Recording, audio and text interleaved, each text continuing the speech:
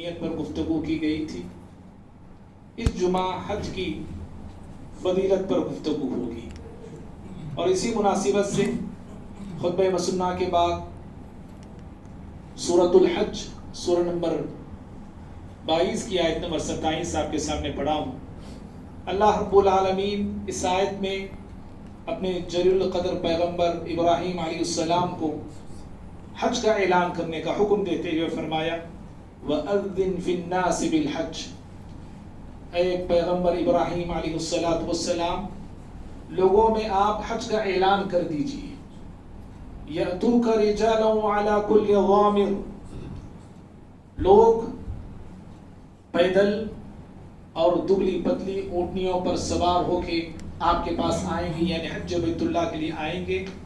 یأتینا من کل فج عمیق، اور ہر دور دراز راستوں سے اللہ کے گھر کی طرف لوگ آئیں گے۔ معزز بھائیوں، اس آیت میں بنیادی طور پہ 2-3 باتیں بتائی گئی ہیں۔ پہلی بات تو یہ کہ جب ابراہیم علیہ السلام خانہ کعبہ کی تعمیری کام کو مکمل کر لیا تو اللہ تعالیٰ نے ابراہیم علیہ السلام کو حج کا اعلان کرنے کا حکم دیا۔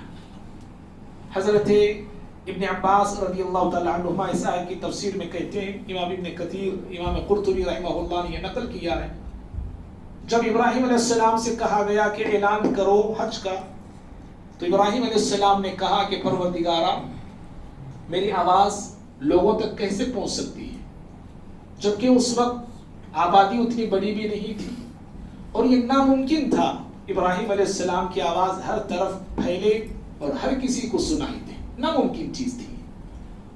تو اللہ تعالیٰ نے ابراہیم علیہ السلام سے کہا نادو، کہا کہ اے پیغمبر آپ آواز لگائیے، آپ اعلان کیجئے، علینا البلاغ، آپ کی آواز انسانوں تک پہنچانا، آبادیوں تک پہنچانا یہ ہماری ذمہ داری ہے۔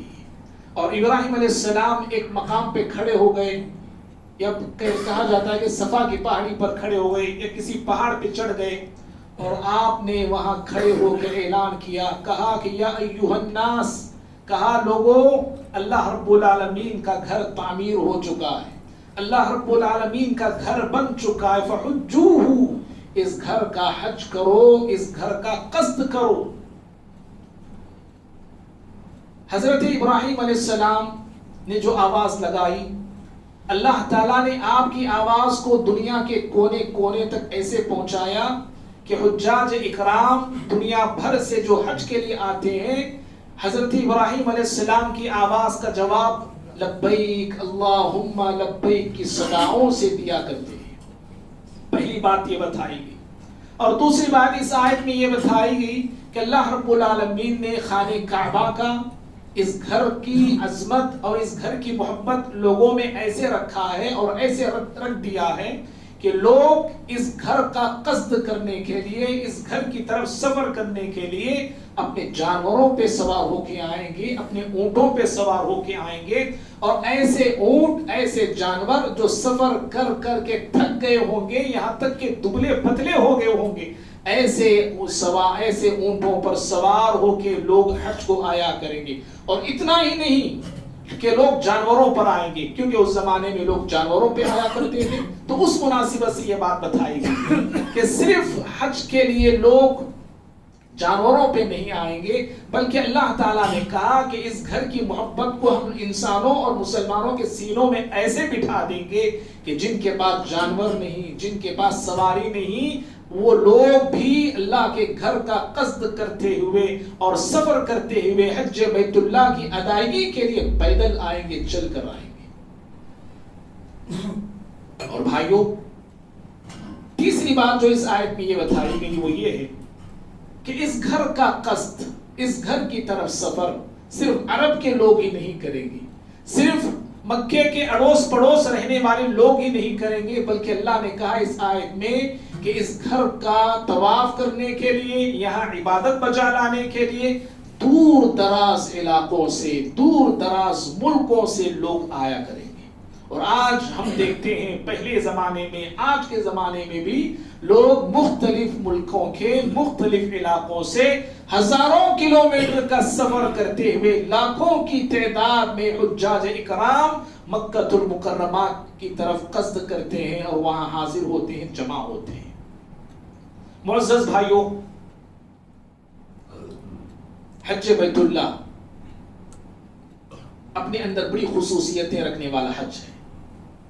حج بیت اللہ یہ ایسی عبادت ہے جو اپنے اندر کئی خصوصیتیں رکھتا ہے۔ ان میں سے ایک بہت بڑی خصوصیت یہ ہے کہ اسلام کی جتنی عبادتیں ہیں، بعض عبادات کا تعلق بدن سے ہے، بعض عبادات کا تعلق مال سے ہے، اور حج بیت اللہ یہ ایسی عبادت ہے جو بیک وقت مالی عبادت بھی ہے، بدنی عبادت بھی ہے۔ نماز کو آپ دیکھیں، نماز خالص بدنی عبادت ہے، روزے بدنی عبادت ہے، زکوٰۃ خالص مالی عبادت ہے، لیکن حج بیت اللہ جہاں مالی عبادت ہے، مال لگتا ہے، دولت لگتی ہے، وہیں پر بدن بھی اس عبادت میں لگتا ہے، بدن بھی اس عبادت میں تھکتا ہے۔ اور بھائیوں، جیسا کہ ہم نے گزشتہ جمعہ اس بات پر ختم کیا تھا کہ حج کرنے والے اور عمرہ کرنے والے کے لیے بڑی فضیلتیں حدیث میں آئی ہیں، بڑی عظمتیں بیان کی گئی ہیں، بڑی رفعتیں بیان کی گئی ہیں، اور پیارے نبی صلی اللہ علیہ وسلم حج کرنے والے حاجی کو، عمرہ کرنے والے کو کئی بشارتوں سے آپ نے نوازا ہے، کئی انعامات کی آپ نے نویز سنائی ہے۔ سب سے پہلی چیز، سب سے پہلی بشارت، سب سے پہلا انعام جو حاجیوں کو دیا گیا ہے، حاجیوں کو سنایا گیا ہے، وہ ہے پاکی اور صفائی کا۔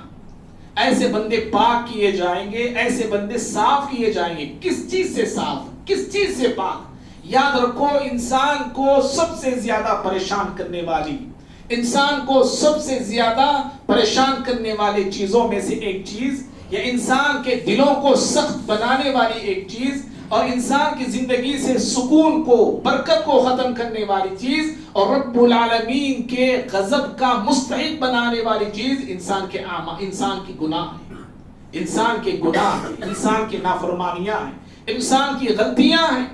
اور حج بیت اللہ میں یہ بشارت پیارے نبی صلی اللہ علیہ وسلم نے سنائی ہے کہ جو بندہ حج کرتا ہے، اللہ رب العالمین ایسے بندے کو گناہوں سے پاک کرتا ہے، اور ایسے بندے سے گناہوں کے دھبے مٹھائے جاتے ہیں۔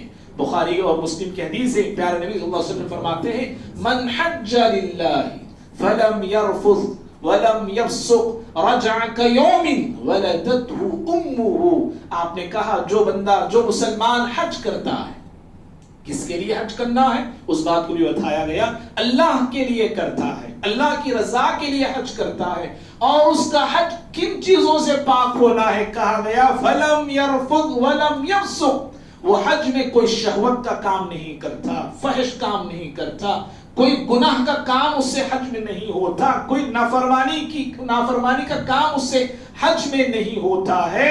تو ایسا بندہ، ایسا انسان، ایسا مسلمان حج سے ایسے پاک ہو کے لوٹتا ہے، صاف ہو کے لوٹتا ہے، جیسے ابھی اس کے ماں نے، جیسے ایک معصوم بچہ اپنی ماں کے پیٹ سے پاک اور صاف ہو کے پیدا ہوتا ہے، ایسے ہی حج سے لوٹنے والا بھی گناہوں سے پاک ہوتا ہے، گناہوں سے صاف ہو کے لوٹتا ہے۔ اور حدیث میں دیکھو، پیارے نبی صلی اللہ علیہ وسلم نے حج کرنے والے کو جو تشبیہ دیتے ہیں، یا مثال آپ نے دی، اس بچے سے دی ہے جو بچہ ابھی دنیا میں آیا ہے، جو کہ معصوم ہوتا ہے، اس کے نام اعمال میں کوئی گناہ کا دھبا نہیں ہوتا ہے۔ پیارے نبی صلی اللہ علیہ وسلم حج کرنے والے کو، حج کرنے والے حاجی کو آپ نے اس بچے سے تشبیہ دی ہے، وہ حاجی بھی ایسے ہی معصوم ہو کے آتا ہے، گناہوں سے پاک ہو کے آتا ہے، جس کے نام اعمال میں کوئی گناہوں کا دھبا نہیں ہوتا ہے۔ لیکن کب یہ بشارت کب ملتی ہے، یہ انعام وہ حاجی کب پاتا ہے؟ جب اس کے حج میں کوئی شہوت کا کام نہیں ہونا چاہیے، گناہ کا کام نہیں ہونا چاہیے، نافرمانی کا صدور اس کے حج میں نہیں ہونا چاہیے۔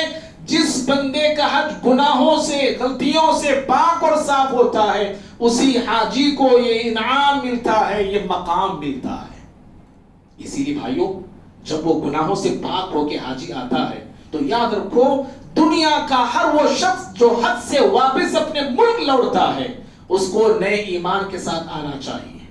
گناہوں سے ایک نیا ہو کے آتا ہے, نئے ایمان کے ساتھ آنا چاہیے, نئے جذبے کے ساتھ آنا چاہیے, نئے ارادے کے ساتھ حج سے واپس لوٹنا چاہیے, نئے امن کے ساتھ اس کو حج سے واپس آنا چاہیے. اس کے تقوی میں ایک نرالا پن ہونا چاہیے, اس کے ایمان میں ایک نرالا پن ہونا چاہیے, اس کے جذبے میں ایک نرالا پن دکھنا چاہیے.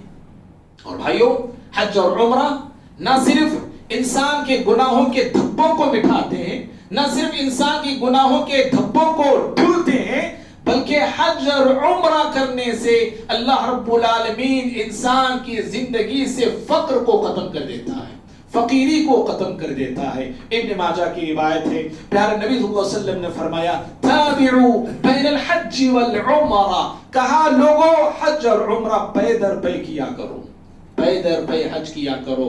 اللہ نے آپ کو دولت سے نوازا ہے, مال سے نوازا ہے, حیثیت اور استطاعت سے نوازا ہے, آسانی سے آ جا سکتے ہو, اتنا مال تمہارے پاس ہے, زندگی اور آپ کا جسم آپ کو ساتھ دیتا ہے, تو آپ نے کہا پے در پے حج کرو. اور اس کا مطلب یہ بھی نہیں کہ آپ نے فرض حج ادا کر دیا, اب نفل حج آپ کرتے جا رہے ہیں, گھر میں بیوی بچے بھوکے ہیں, گھر میں بیوی بچے پریشان حال ہیں, آپ کے رشتہ داروں میں کتنے ہی لوگ جو پریشان حال ہیں, آپ کے اڑوس پڑوس میں لوگ اپنی غریبی سے سسکیاں لے رہے ہیں, آپ ان لوگوں کا خیال کیے بغیر, غریب پڑوسیوں کا اور غریب رشتہ داروں کا لحاظ کیے بغیر آپ جو ٹور پہ ٹور آپ کا ہو رہا ہے, تو پھر یاد رکھو آپ کے ایسے عمرے, آپ کے ایسے حج اللہ کے پاس قابل قبول نہیں ہے. کیوں؟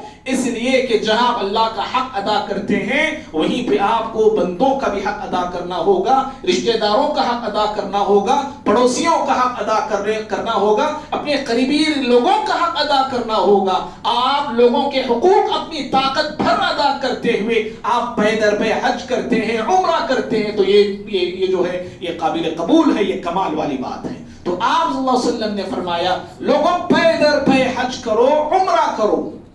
کیوں پے در پے حج کیوں کرنا چاہیے, پے در پے عمرہ کیوں کرنا چاہیے؟ کہا کہ اس لیے کہ حج اور عمرہ پے در پے کرنے سے, سمجھ رہے بات, یہ پے در پے حج اور عمرہ کرنے سے اللہ تعالیٰ انسان کی زندگی سے جہاں گناہوں کو مٹاتا ہے, گناہ اس کے دھلتے ہیں, گناہوں کے دھبے اس کے مٹھائے جاتے ہیں, وہیں پہ آپ نے فرمایا اس بندے کی زندگی سے فقیری کو بھی ختم کیا جاتا ہے. کیسے؟ آپ نے کہا کما ينفي الكير خبث الحديد, جیسے آگ کی بھٹی لوہے کے میل کو اور سونے کے میل کو, چاندی کے میل اور کچیل کو دور کرتے ہیں, ختم کرتے ہیں, ایسے ہی حج اور عمرہ بھی انسان کی زندگی سے گناہوں کو ختم کرتے ہیں. اور نہ صرف گناہ بلکہ انسان کی زندگی میں جو فقیری ہوتی ہے, فقیری کا ڈر جو ہوتا ہے, اللہ رب العالمین فقیری اور فقیری کا ڈر اس انسان کی زندگی سے ختم کرتا ہے. بھائیوں بہت بڑی بات ہے, یہ یاد رکھیے, بہت عظیم چیز ہے یہ. اور آج کتنے ایسے مسلمان ہیں حج کرنے سے رکے کیوں ہیں, عمرہ کرنے سے رکے کیوں ہیں؟ ڈر ہے فقیری کا, بخیلی ان کو روکتی ہے. ارے تو حج پہ جائے گا 4-5 لاکھ چلے جائیں گے, عمرے پہ جائے گا 2-3 لاکھ چلے جائیں گے. یہ فقیری انسان کو یہی مار کے رکھ دیتی ہے, اور یہ بندہ نہ خود کھاتا ہے, نہ خود پیتا ہے, نہ خود اللہ تعالیٰ کی عبادت کر کے اپنی آخرت کو بناتا ہے, سارا پیسہ بیوی بچوں کے نام چھوڑ کے دنیا سے خالی ہاتھ ہو کے جاتا ہے. وہ دولت بھی نہ اس کے کام آئی, اور دنیا سے گیا تو وہ دولت اپنے بچوں کے لیے, اس کے بچوں کے لیے فتنے کا سبب بن گئی. اللہ نے مال دیا ہے, دولت دیا ہے, تو یہ مال, یہ دولت رب العالمین کی دی ہوئی امانت ہے.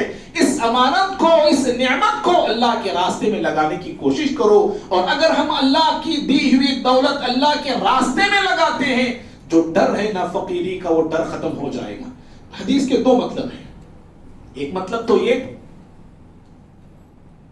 کہ جو شخص حج اور عمرہ کرتا ہے واقعتاً پے در پے جو حج اور عمرہ کرتا ہے, ایک بار عمرہ ایک بار حج کی بات نہیں ہے, یہ سمجھ رہے ہیں, ایک بار حج کر کے آ گئے, ایک بار عمرہ کر کے آ گئے, اس کے لیے نہیں کہا گیا ہے. اس کے لیے بھی ہو سکتا ہے, لیکن حدیث میں جو کہا گا پے در پے کرنا, کنٹینیو کرتے رہنا چاہیے.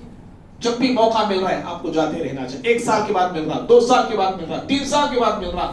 ایسے حج اور عمرے جن کے بار بار ہوتے ہیں، کثرت سے ہوتے ہیں نا، اللہ رب العالمین ایسے بندے کی زندگی میں فقیری نہیں رکھے گا. وہ فقیر نہیں رہے گا، وہ تنگدست نہیں رہے گا، وہ اس کی زندگی میں تنگی نہیں آئے گی، پریشانی نہیں آئے گی. فقیری بھائیوں بڑی بری بلا ہے، یاد رکھو بڑی بری بلا ہے. ایک ایسا دور آئے گا، پیارے نبی صلی اللہ علیہ وسلم نے کہا تھا انسان فقیری سے بچنے کے لیے اپنے ایمان کا سودا کرے گا، ایمان کا سودا کرے گا. انسان مالداری کو لے گا اور فقیری کو دے گا، فقیری سے بھاگے گا. کیسے؟ اپنے ایمان کا سودا کر کے ایمان کو بیچے گا. جیسے روڈوں پر سڑکوں پر دنیاوی چیزیں بکتی ہیں، ایک ایسا زمانہ آئے گا لوگ اپنے ایمان کو بیچتے رہیں گے، مال لیں گے، دنیا لیں گے، عہدے لیں گے، مقام اور مرتبہ پوزیشن لیں گے اور اپنے ایمان کا سودا کر بیٹھیں گے. اسی لیے پیارے نبی صلی اللہ علیہ وسلم کی جو جامع ترین دعائیں ہیں ان میں سے ایک جامع ترین دعا یہ تھی، آپ کہتے تھے اللہ سے پناہ مانگتے تھے، اللہم انی اعوذ بک من الکفر والفقر. آپ کہتے تھے پروردگارا مجھے کفر سے بچا لینا، مجھے فقر سے بچا لینا. کفر کے بعد فقر کیوں؟ کفر کے بعد فقر کا ذکر اس لیے کہ یہ فقر انسان کو کفر تک لے جاتا ہے. یہ فقر انسان کو کفر کے دہلیز پر پہنچا دیتا ہے. یہ فقر انسان کو کافر بنا دیتا ہے. یہ فقر انسان کو مشرک بھی بنا دیتا ہے، اور یہاں تک کہ انسان جو ہے اپنے ایمان کا سودا کرنے لگتا ہے. تو اللہ تعالیٰ ایسے بندوں کو فقیری سے بچا لے گا. اور دوسری چیز، دوسرا مطلب یہ ہے حدیث کا کہ اللہ رب العالمین ایسے بندوں کے دلوں سے فقر کو مٹا دے گا. اگرچہ ان کے پاس پیسہ نہیں، گھر میں تنگی ہے، پریشانی ہے، ہاتھوں میں اتنا پیسہ ہونا چاہیے نہیں ہے، لیکن ان کے دل میں فقیری نہیں ہوتی. زندگی میں فقیری ہو سکتی ہے، زندگی میں تنگی آ سکتی ہے، لیکن ان کا دل جو ہے بالکل مالدار ہے، بالکل بے نیاز ہے، بالکل دنیا والوں سے بے پرواہ ہے. اور بھائیو جانتے ہیں اصل مالداری کیا ہے؟ اصل مالداری 6-7 ایکڑ زمین کا ہونا، 3-4 گھروں کا ہونا، بینک بیلنس ایک دم فل ہونا، جگہ بھی نہیں نہ ہو اس میں پیسے ڈالنے کے لیے، ایسے فل کر کے رکھ دینا اور خوب پیسہ ہی پیسہ. یہ امیری نہیں، یہ مالداری نہیں. اصل مالداری آپ نے کہا دل کی مالداری ہے. اصل مالداری دل کی مالداری. بھائی تھوڑا سامنے آئیے، جگہ والی. اصل مالداری دل کی ہے. بخاری کی روایت آپ نے فرمایا لیس الغنى عن كثرة العرض ولكن الغنى غنى النفس. آپ نے کہا لوگوں مالداری اس کا نام نہیں کہ آپ کے پاس خوب مال ہے، آپ کے پاس خوب دولت ہے. اصل مالداری تو دل کی مالداری ہے. اصل مالداری تو دل کی مالداری ہے. اصل بے نیازی دل کی ہے. تو انسان کو ایسے بندے کو جو بندے حج اور عمرہ پے در پے کرتے ہیں، اللہ رب العالمین دل سے انہیں مالدار بنا دے گا اور دل میں فقر اور فاقے کا ڈر اور اندیشہ نہیں ہوگا. اور بھائیوں پیارے نبی صلی اللہ علیہ وسلم نے کمزور، معذور، مجبور لوگوں کے لیے اور عورتوں کے لیے افضل جہاد پیارے نبی صلی اللہ علیہ وسلم نے حج بیت اللہ کو قرار دیا ہے. افضل جہاد آپ نے اس کو کہا ہے. افضل جہاد آپ نے کہا کن لوگوں کے لیے؟ جو معذور ہیں، جو کمزور ہیں، جو مجبور ہیں، بیمار ہیں، میدان جنگ میں جا نہیں سکتے، دشمنوں سے لڑ نہیں سکتے ہیں. ایسے بندوں کے لیے افضل جہاد آپ صلی اللہ علیہ وسلم نے حج بیت اللہ کو کہا ہے. اور آج ہمارے حالات بھی دیکھو کیسے ہیں. جنگ کرنے کے حالات تو بند ہو گئے. ہم جنگ کرنا بھی چاہ رہے ہیں، جہاد کرنا بھی چاہ رہے ہیں، راستے سارے کے سارے بند کر دیے گئے. اور اگر کرنے کا موقع بھی ملا میں سمجھتا ہوں کہ شاید ہم لوگ ٹک بھی نہیں پائیں گے. کیوں؟ کیونکہ کبھی ہم نے وہ صورت ہی نہیں دیکھی، وہ میدان دیکھا نہیں، وہ حالات ہم نے دیکھے نہیں. اگر ایسے حالات آ بھی جاتے ہیں تو اللہ ہم سب کی حفاظت کرے کہ شاید ہم ان حالات کا مقابلہ نہیں کر پائیں گے جیسے فلسطین کے بچے کرتے ہیں. شاید وہ جذبہ بھی ہمارے اندر نہیں ہے. تو بھائیوں افضل جہاد ہمارے لیے بھی اس وقت جب تک وہ حالات بن نہیں جاتے، میدان جنگ کا موقع ہمیں مل نہیں جاتا، تب تک ہمیں ہمارے لیے بھی افضل جہاد جو ہے حج بیت اللہ کی سعادت کو پانا ہے، حج بیت اللہ کو ادا کرنا ہے. طبرانی کی روایت حسن بن علی رضی اللہ تعالی عنہما، پیارے نبی صلی اللہ علیہ وسلم کے نواسے جو حسن ہیں، اس حدیث کو بیان کرتے ہیں. حسن رضی اللہ تعالی عنہ کہتے ہیں کہ نبی صلی اللہ علیہ وسلم کے پاس ایک شخص آتے ہیں اور آگے کہتے ہیں انی جبان و انی ضعیف، کہا اللہ کے نبی صلی اللہ علیہ وسلم میں کمزور دل والا اور کمزور جسم والا انسان ہوں. کیا کہا انہوں نے؟ میں کمزور دل والا اور کمزور جسم والا انسان ہوں. دل بھی کمزور ہے، جسم بھی کمزور ہے. میدان جنگ میں کھڑ نہیں سکتا. میدان جنگ میں کھڑنے کے لیے جسم کا مضبوط ہونا بھی ضروری ہے، دل کا مضبوط ہونا بھی ضروری ہے. جسم مضبوط ہے، دل کمزور ہے تو انسان جو ہے دشمنوں کا مقابلہ کر نہیں سکتا. تو انہوں نے کہا کہ میں ایسا انسان ہوں، میرے لیے افضل عمل بتائیے، افضل نیکی مجھے بتائیے. آپ صلی اللہ علیہ وسلم نے کہا ہلم الی الجہاد، ہلم الی جہاد لا شوکۃ فی الحج. آپ نے کہا کہ پھر آؤ ایسے جہاد کی طرف جس میں کوئی تکلیف نہیں. آپ نے کہا، بلایا آپ نے، کہا پھر آؤ ایسے جہاد کی طرف جس میں کوئی تکلیف نہیں ہے. پھر آپ نے کہا کہ وہ حج ہے. وہ پتا کیا چلا بھائی؟ حدیث سے معلوم یہ ہوا میدان جنگ یہ مشقتوں والا میدان ہے. جی، یہ اذیتوں والا میدان ہے، یہ تکلیفوں والا میدان ہے. بھوکے رہنا پڑتا ہے، پیاسے رہنا پڑتا ہے، صبر کرنا پڑتا ہے. لیکن وہ کیفیت، وہ حالات آپ کو حج کے معاملے میں، حج کے میدان میں نظر آپ کو نہیں آئے گا. جو تکلیف، جو مشقتیں میدان جہاد میں ہیں، ویسی تکلیفیں میدان حج میں آپ کو نظر نہیں آئیں گی. تو اس لیے پیارے نبی صلی اللہ علیہ وسلم نے ایسے لوگوں کو کہا کہ تم ایسے جہاد کی طرف آؤ جس میں کوئی تکلیف نہیں ہے اور وہ حج ہے. بخاری کی روایت ہے، عائشہ صدیقہ رضی اللہ تعالی عنہا نے کہا اے اللہ کے نبی صلی اللہ علیہ وسلم، ہم دیکھتے ہیں کہ افضل عمل جہاد ہے. افلا نجاہد، کیا ہم اللہ کے راستے میں جہاد نہ کریں؟ ہماری نظر میں افضل عمل تو یہ ہے، افضل نیکی تو یہ ہے اللہ کے راستے میں نکل پڑنا. کیا ہم اللہ کے راستے میں جہاد نہ کریں؟ کون پوچھ رہے ہیں؟ عائشہ صدیقہ رضی اللہ تعالی عنہا پوچھ رہی ہیں. آپ نے کہا کہ نہیں، آپ نے کہا کہ نہیں، میدان جنگ میں تمہیں جانے کی ضرورت نہیں. اس کا مطلب یہ بھی نہیں کہ عورتیں میدان جنگ میں جا نہیں سکتی، نہیں جا سکتی ہیں. صحابیات جایا کرتی تھی اور زخمیوں کی مرہم پٹی کیا کرتی تھی. ام حرام بنت ملحان بھی گئی تھی، ام عطیہ رضی اللہ تعالی عنہا جاتی تھی. تو ایسی کئی صحابیات میدان جنگ میں جاتی تھی اور زخمیوں کی دیکھ بھال کرتی تھی، مرہم پٹی وغیرہ جو ان کے کام آتے تھے وہ کیا کرتی تھی. وہ آپ صلی اللہ علیہ وسلم نے عائشہ صدیقہ رضی اللہ عنہا سے یہاں پہ کہا کہ تمہارے لیے افضل جہاد حج کرنا ہے. افضل جہاد تمہارے لیے حج کرنا ہے. عائشہ صدیقہ رضی اللہ عنہا کو پیارے نبی صلی اللہ علیہ وسلم نے افضل جہاد حج کو بتایا ہے. اور بھائیوں، آپ نے یہ بھی لفظ کہا اس میں عائشہ رضی اللہ عنہا سے کہ افضل جہاد حج مبرور ہے. حج مبرور کرنا ہے. اور حج مبرور کیا جانتے ہیں؟ حج مبرور کا بدلہ، حج مبرور کا بدلہ پیارے نبی فرماتے ہیں لیس لہ جزاء الا الجنہ. جس کو حج مبرور مل گیا وہ جنتی ہے. وہ شخص وہ جنتی ہے، جنت اس پہ واجب ہو جاتی ہے. حج مبرور کیا ہے؟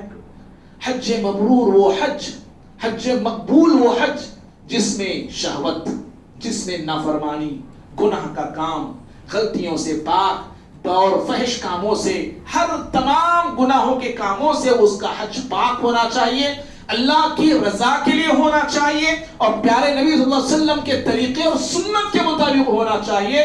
ایسا حج جو ہے حج مقبول اور حج مبرور کہلاتا ہے. اور بھائیوں، حج کرنے والے، عمرہ کرنے والے کو پیارے نبی صلی اللہ علیہ وسلم نے اللہ رب العالمین کا مہمان کہا ہے. اللہ تعالیٰ کے مہمان ہوتے ہیں. صرف بخاری ابن ماجہ کی حدیث سے آپ نے کہا الغازی فی سبیل اللہ والحاج والمعتمر وفد اللہ. آپ نے کہا اللہ کے راستے میں جہاد کرنے والے، حج کرنے والے، عمرہ کرنے والے، یہ اللہ کے وفد ہیں، یہ اللہ کے مہمان ہیں یہ، اور ان کا میزبان رب العالمین ہوتا ہے.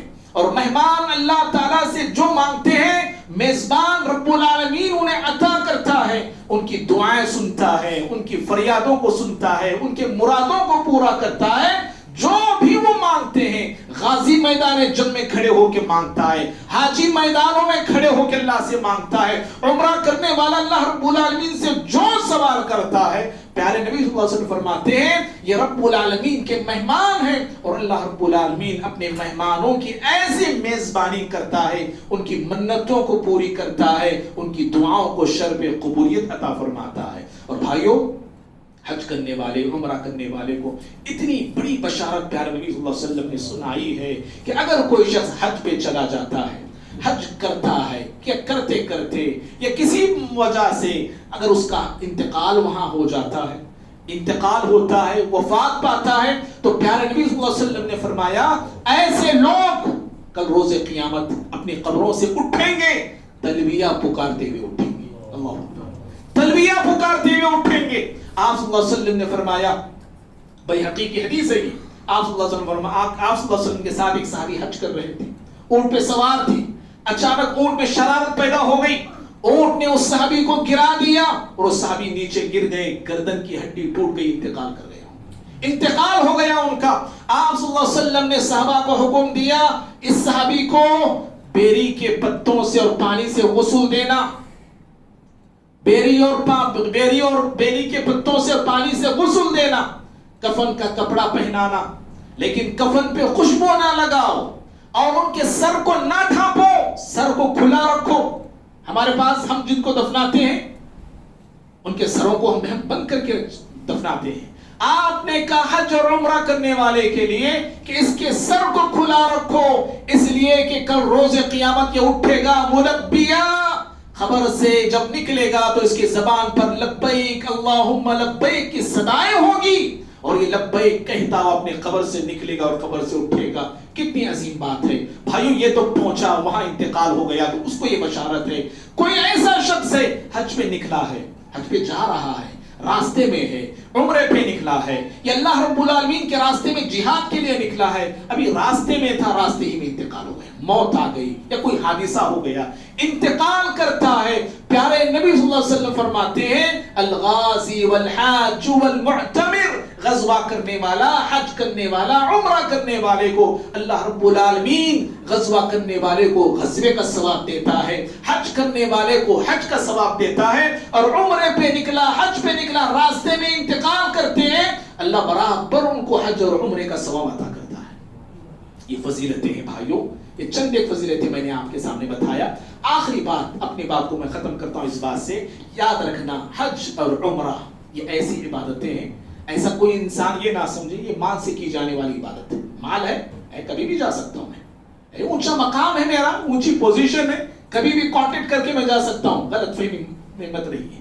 یہ مال سے کی جانے والی عبادت نہیں، یہ دولت سے کی جانے والی عبادت نہیں۔ ہاں مال دولت تو ہے، لیکن سب سے بڑی چیز توفیق ہے، توفیق ہے، اللہ کی طرف سے ہدایت ہے، اللہ کا فضل ہونا چاہیے، توفیق ہونی چاہیے۔ کتنے ایسے مالدار ہیں، کتنے ایسے پیسے والے ہیں، توفیق سے محروم ہیں، ہدایت سے محروم ہیں، اللہ کے فضل سے محروم ہیں، پیسہ ہے ان کے پاس، اونچا مقام مرتبہ ہے ان کے پاس، لیکن وہ نہ حج کرنے کی سعادت انہیں ملتی ہے، نہ عمرے پہ جانے کی توفیق انہیں ملتی ہے۔ اور کتنے ایسے غریب گھرانے کے لوگ ہیں جن کے پاس نہ دولت ہے، نہ بڑی تجارت ہے، نہ بڑی پوزیشن ان کے پاس ہے، لیکن اللہ رب العالمین ایسے غریب لوگوں کو حج کی بھی توفیق دیتا ہے، عمرے کی بھی توفیق دیتا ہے۔ اس لیے بھائیو زندگی میں یاد رکھنا، پہلے نیت کیجیے، آپ بھی نیت کیجیے، ہر شخص نیت رکھیں، حج کی ہو، عمرے کی ہو۔ پیارے نبی صلی اللہ علیہ وسلم تو اپنے صحابہ کو حج اور عمرے پہ ابھارتے تھے،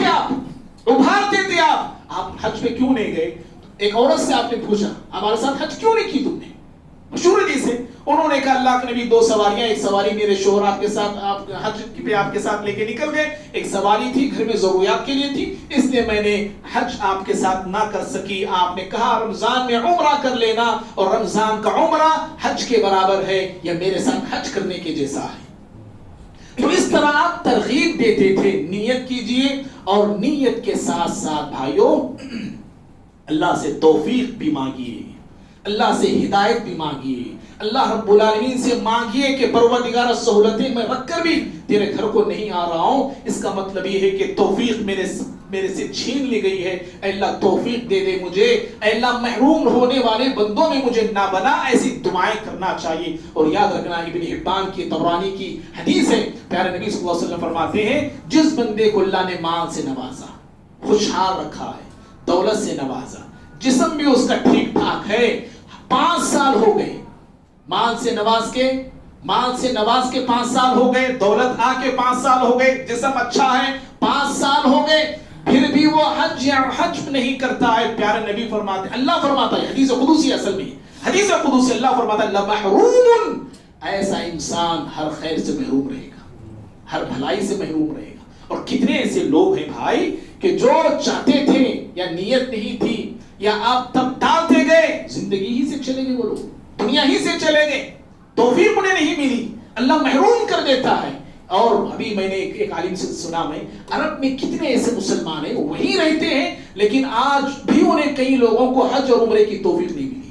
سمجھ رہے؟ اللہ سے توفیق مانگیے، نیت کیجیے، اور اللہ رب العالمین نیت کے ساتھ بندے کے لیے راستے ہموار کرتا ہے۔ اللہ تعالیٰ سے دعا ہے اللہ تعالیٰ مجھے آپ کو ہم سبھی کو اللہ تعالیٰ حج بیت اللہ کی سعادت عطا فرمائے، یہ عمرے کی سعادت اللہ ہم تمام کو عطا فرمائے۔ اور ہم میں سے جو بھائی استطاعت رکھ کر بھی حج یا عمرے پہ نہیں جاتے ہیں یا نہیں جا رہے ہیں، اللہ رب العالمین انہیں توفیق عطا فرمائے، اللہ رب العالمین محروم ہونے سے ہمارے ان بھائیوں کو بچائے، اور جتنے حجاج دنیا بھر سے حج کے لیے جا رہے ہیں اللہ ان کے سفروں کو آسان کرے، جو پہنچ چکے ہیں اللہ تعالیٰ انہیں سنت کے مطابق حج ادا کرنے کی توفیق عطا فرمائے، اللہ تعالیٰ امت مسلمہ پہ رحم کا معاملہ فرمائے، دشمنوں کی دشمنی سے اللہ تعالیٰ بچائے، ظالم حکومتوں سے اور ظالم حکمرانوں سے اللہ تعالیٰ ہم تمام کو محفوظ رکھے، انصاف پسند حکمران اللہ اس ملک کو عطا کرے، آمین۔ سبحانک اللہم بحمدک اشہد ان لا الہ الا انت استغفرک و اتوب الیک۔